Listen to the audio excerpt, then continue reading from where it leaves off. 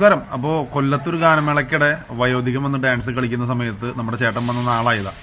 ഞാൻ വിചാരിച്ച വീഡിയോ കണ്ടപ്പോൾ വിചാരിച്ച ചേട്ടൻ പോയിട്ട് പിടിച്ചു മാറ്റാന്ന് വിചാരിച്ചു.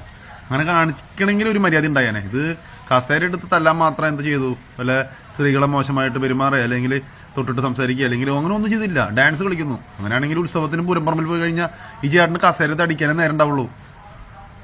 പിന്നെ തിരിച്ചു തല്ലില്ല എന്ന് ഉറപ്പുള്ള അവന്മാരെ പോയി തല്ലുന്ന കുറച്ച് ആളുകളുണ്ട്. അവന്മാരെ കുണ്ണാക്കന്മാരാ. അവന്മാരുടെ പിന്നെ സംസാരിച്ചിട്ട് കാര്യമില്ല.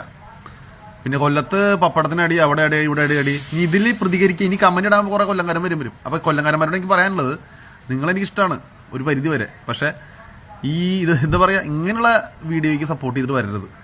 ഇങ്ങനെയുള്ള അവന്മാരുടെ സത്യം പറഞ്ഞു കഴിഞ്ഞാൽ നിങ്ങളടിക്കണം. കാരണം ആ പാമ്പ് പിടിച്ചവന്റെ പല്ല് പോയി എന്നാ പറയുന്നത്. ആ വൈദ്യുതികന്റെ അച്ഛന്റെ പ്രായം ഉണ്ട് ആള്. അയാൾ ചെയ്ത് എന്തെങ്കിലും ആയിക്കോട്ടെ.